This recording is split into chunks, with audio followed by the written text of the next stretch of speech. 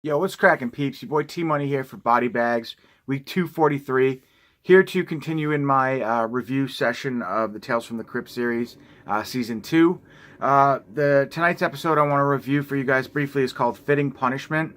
It aired on June 6th or June 19th, I think, 1990, and it was the last episode to air on season 2.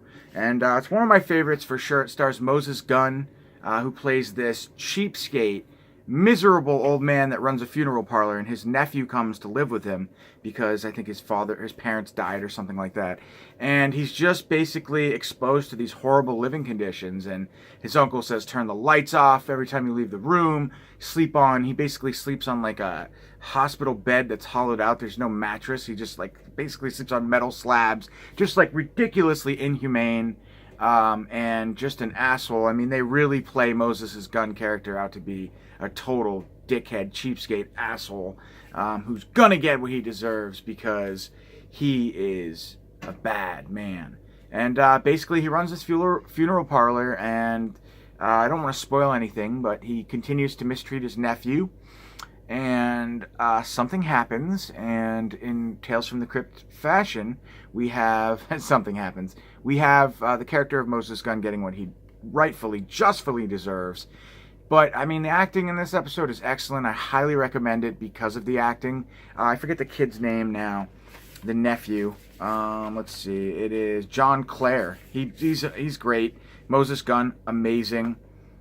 This one was directed by Jack Shoulder, who did another movie that I know. I'm forgetting the name now, but yeah, and it aired on 6/19/1990.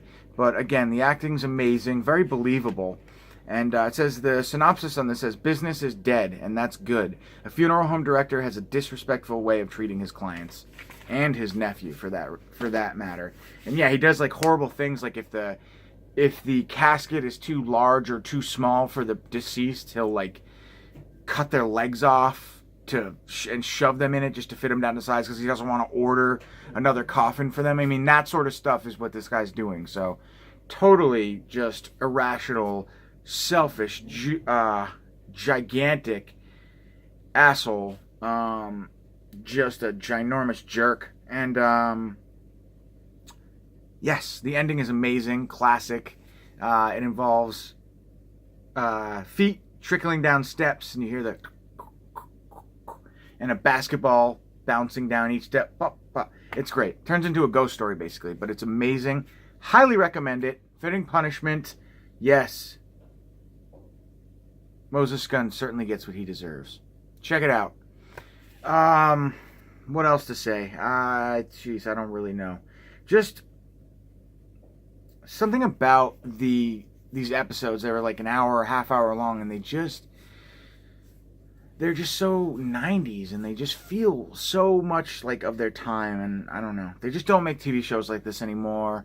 And I'm trying to think of what else to say really, but that's basically it. I mean, John Clare's character moves in with his uncle. His uncle completely mistreats him, and he's gonna pay for being a total scumbag and a jerk to everyone. And he plays like the sob story, like he's so concerned and so caring, and he loves the Lord and all this, and behind closed doors.